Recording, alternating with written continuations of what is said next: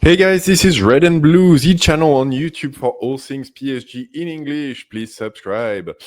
Today we're going to do a relatively short one, I think. The mercato is definitely heating up. I think very much in line with what I told you guys yesterday. And there are a couple of, additional news and stories and details to add. And so I just wanted to drop that. And I think, the short of it, like you can see it in the banner, is that for both Chevalier and Zabarnyi, we are getting very, very, very close to a here we go for both players, which, is pretty awesome, pretty big news, pretty unexpected, I guess, in the case of Chevalier.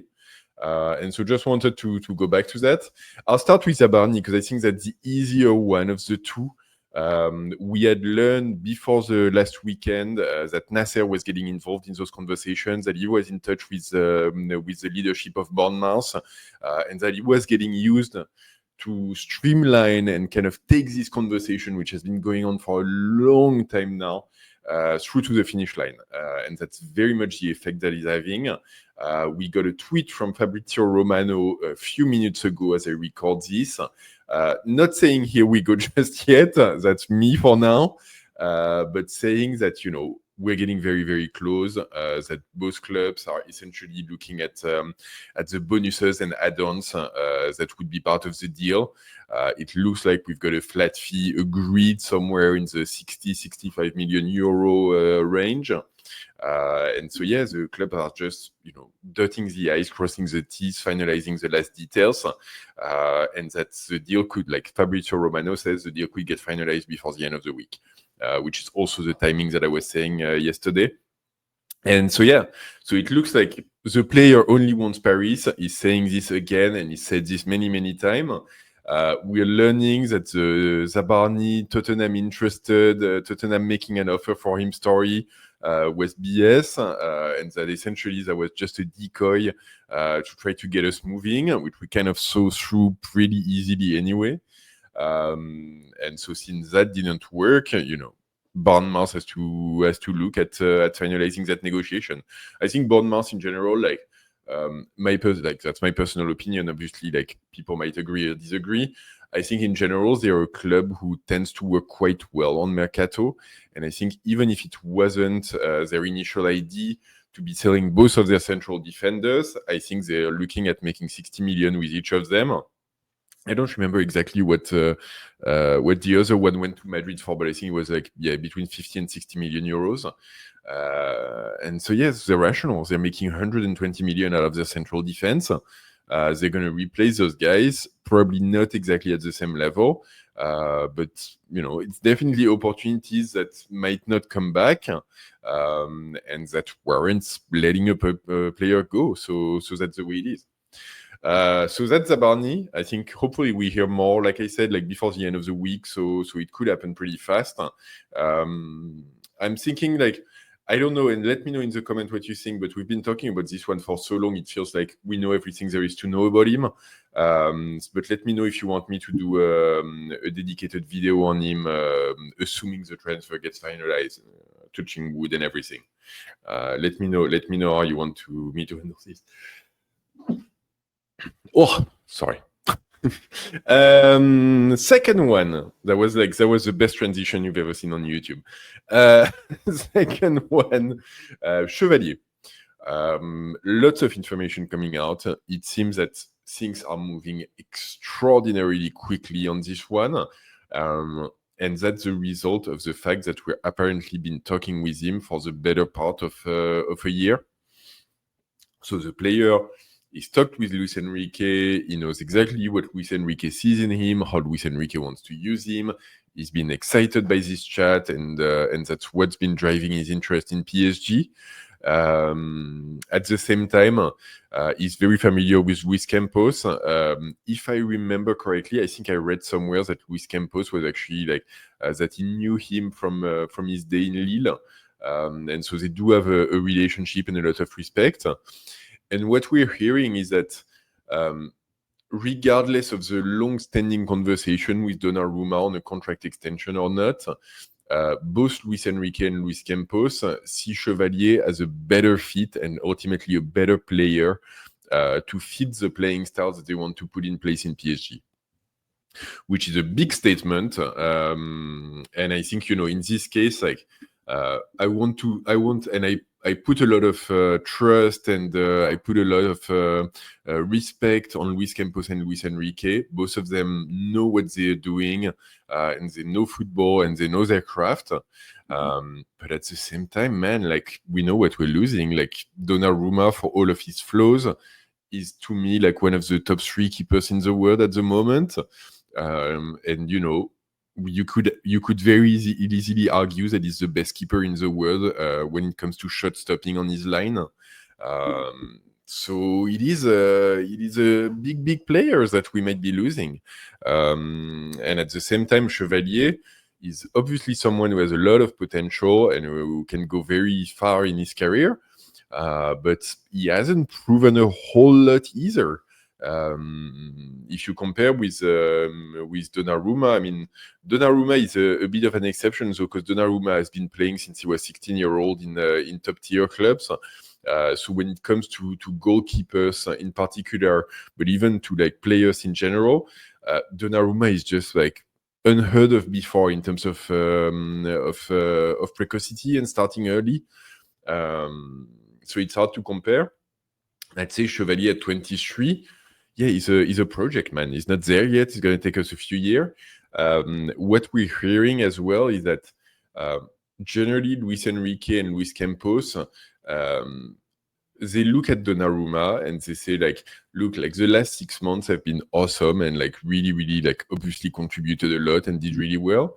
But we don't have any insurance that the player is going to be at that level next season or the season after or the season after that. And even in that context of the top performances that he had, the few times where as a team we've been challenged the most, which is when team really like come out to press us very high on the pitch and press our defense and press our goalkeepers, that's when like we get challenged the most. And in that context, even like a marginal gain in terms of goalkeeper distribution and passing and ability to play under pressure might help us negate those moments where we get in trouble. That's the rationale that they have. And I think at this point, they look at the contract extension. They go like, look, if we sign again with Donnarumma, we're basically like looking at having him for the next 3 to 5 years.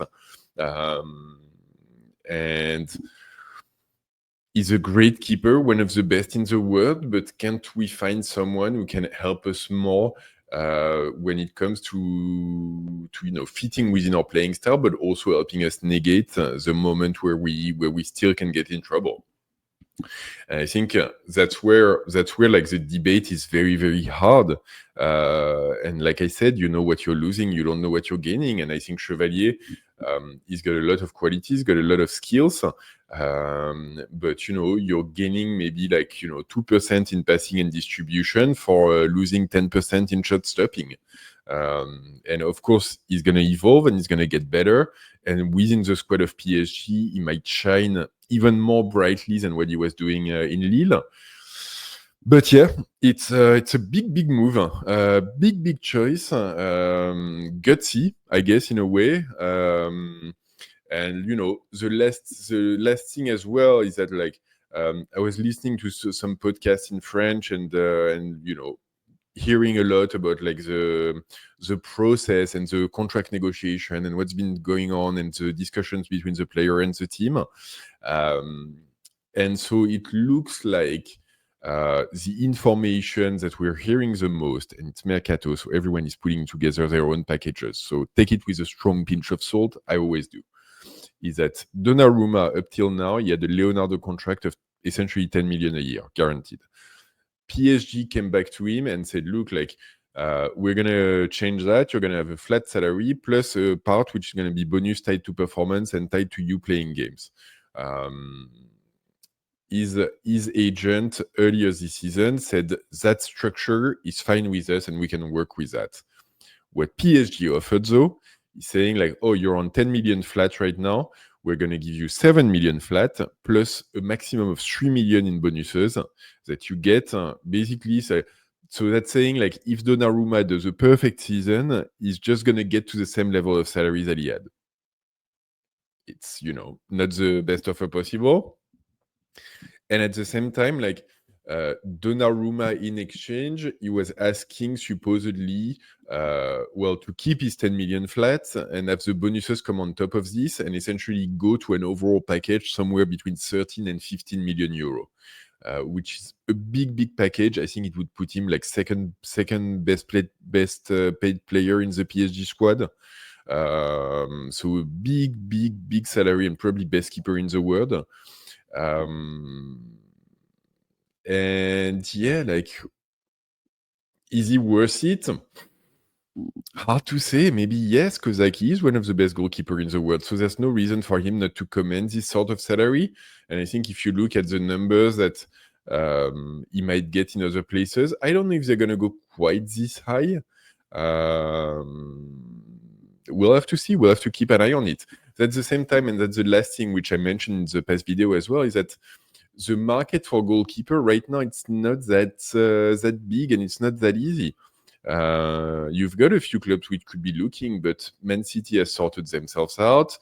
Donnarumma, the doors are open for him to go to Man United or to Turkey or to Saudi Arabia, or even to like a few teams in Italy. But either he's going to reduce the quality of the team and the league that he's playing in, and or he's going to reduce the money, which doesn't really sound like a choice he'd be willing to make based on the conversation with PSG.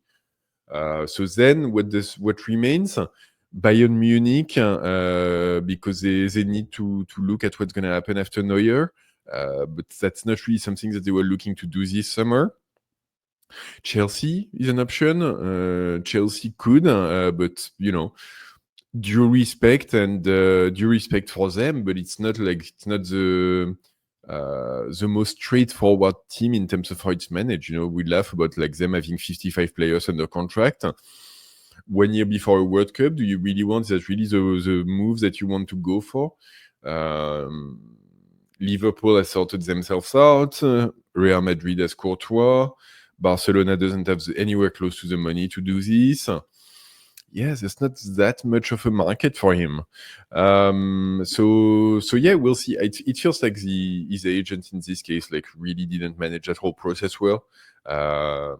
So it is what it is. We'll have to see. There is supposedly a last chance meeting happening this week. But given all of the stories that we're hearing about PSG negotiating with Chevalier and with Lille, I don't know, like, man, if it's a negotiating tactic on PSG's part, like, wow, that's ballsy, because they're really, like, they put in a lot of effort. So it doesn't, like, initially, that's what I thought, honestly. Initially, I thought, like, oh, they're just, like, leaking conversations with Chevalier just the week before the last chance meeting. Yeah, seen that before. Okay, cool. Like, negotiating tactic 100%. But now, the latest that we're hearing is that they essentially found a deal with Lille already, that the player like Chevalier could be coming to do his medical like by the end of this week. That's why I said here we go, actually, is that, like, it's not quite here we go 100% just yet, but we're really heading there. And from what we hear about the conversations with Luis Enrique and with Campos and how they're looking at things and so on, it does sound now that like Chevalier would be their plan A. So we'll have to see. Everything can change in a matter of seconds in a mercato season, but that's kind of what we're looking at. And yeah, ultimately, like, yeah, it's a tough one because Donnarumma has been so good the last 6 months. He essentially he played a big role in getting us that Champions League.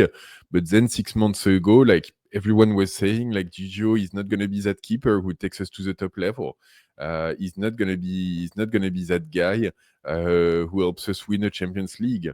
And for all of his like so-called improvements over the last 6 months.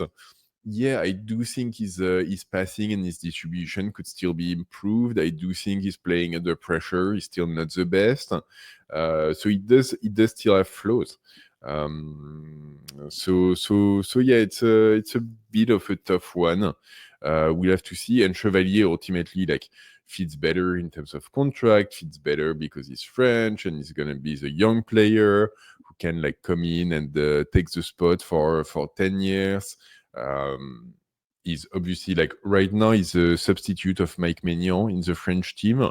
But he has the potential to jump him and get into the starting 11 of the French team, I think, pretty fast. And assuming he comes to Paris and delivers, I wouldn't be surprised if we head into the World Cup next year with Chevalier as the starting goalkeeper for the French team. We'll see. Tough one. And yeah, it's a really hard one. It's hard for Donnarumma. It's hard for like the people involved. But yeah, football is football. The club has to do what the club has to do, and ultimately, if Donnarumma had agreed to the contract extension in February and then came back on his word, and then 6 months later they still haven't managed to find a deal, I'm sorry, but we also we have to move on. It's just the way it goes. We don't want another Mbappe, and that's also what we're hearing from PSG. That more than anything, they want to avoid this case of having a player, a very important player, leave on a free and not having managed that process.